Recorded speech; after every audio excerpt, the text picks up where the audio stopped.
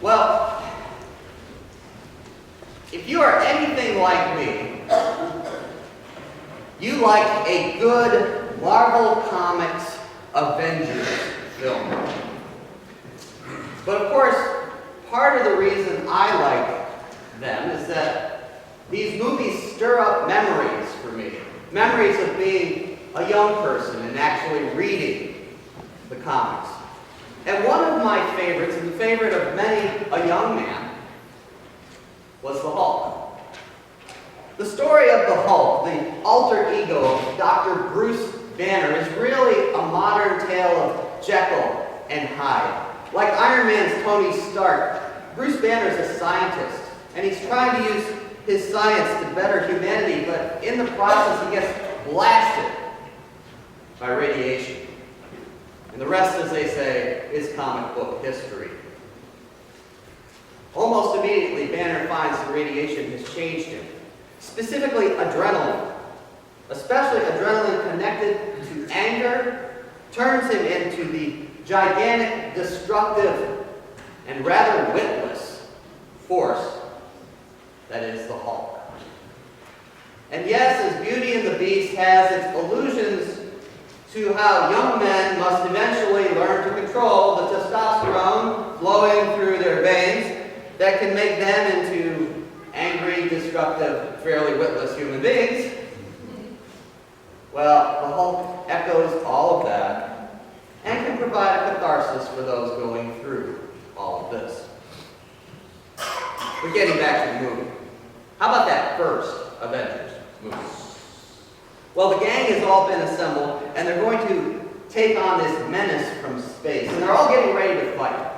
And as they're getting ready, Bruce Banner's just sort of standing there, completely relaxed, as these horrible creatures descend into New York. And finally, Captain America looks at him and he says, "Dr. Banner, now would be a really good time to get angry." And Bruce Banner looks at Captain America and he goes, "That's my secret, Captain. I'm always angry." And the Hulk appears. Let's take it in another direction. No, can I have that image? Denise Morrison posted this on Facebook this week, and I shared it because I really like it. And it says, "Everybody should be quiet near a little stream and listen." Everybody should be quiet near a little stream and listen. Amen.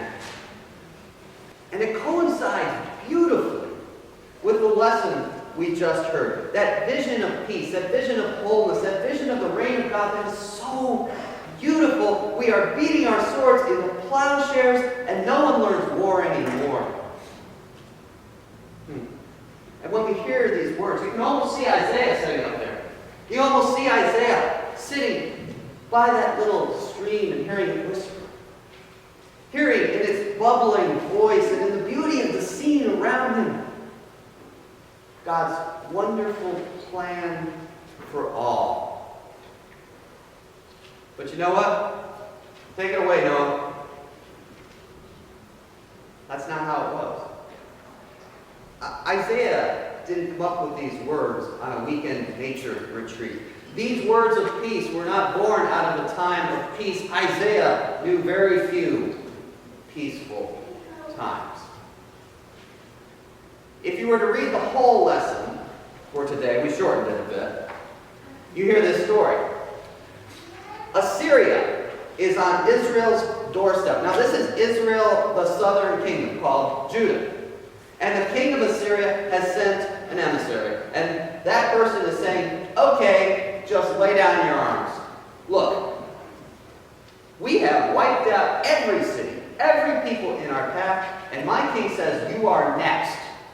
And your king can't save you, your God isn't going to save you. So if you want to be sensible, give up now, and you just might survive." These words of peace come amidst the threat of war.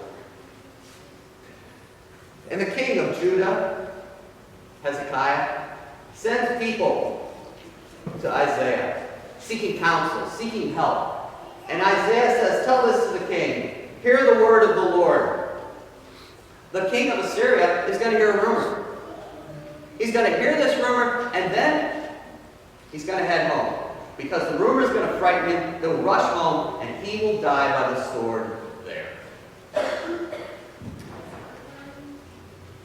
In short, while Isaiah could certainly have his testy, hope-like moments, even in the face of adversity, he's at peace. Even as his land is being threatened, even as he knew some very, very, very bad things would eventually happen to Israel, he trusted God. And he knew the one who spoke with the voice of peace would triumph eventually over the angry shout of the world. Bruce Banner, the Hulk, reveals he's always angry. Isaiah reveals he's always at peace. And if you're anything like me, you kind of understand both. So how do we get to the place where we're more the second one than the first? Well, a lot of it is trust and releasing control. There's always some reason for feeling something other than peace. Always a reason to be anxious, always a reason to be angry, always a reason to feel neglected, unappreciated, so on and so forth. Peace is a feeling, is a state of mind.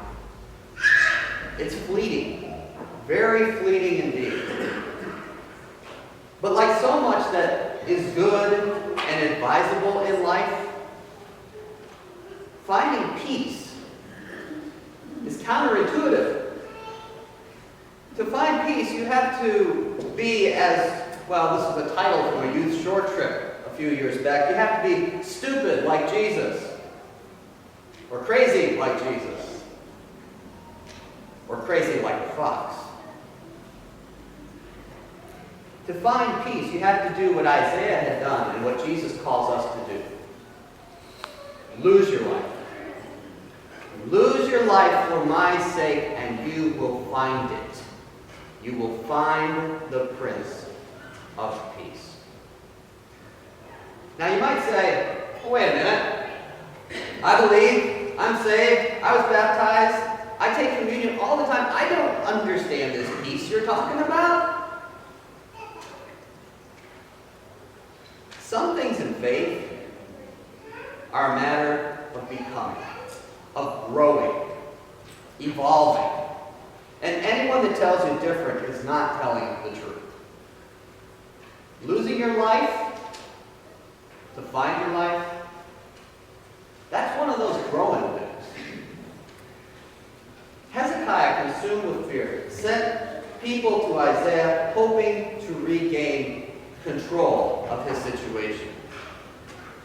Isaiah returned a word of peace, but inextricably linked to that word of peace was a message. None of us is in control.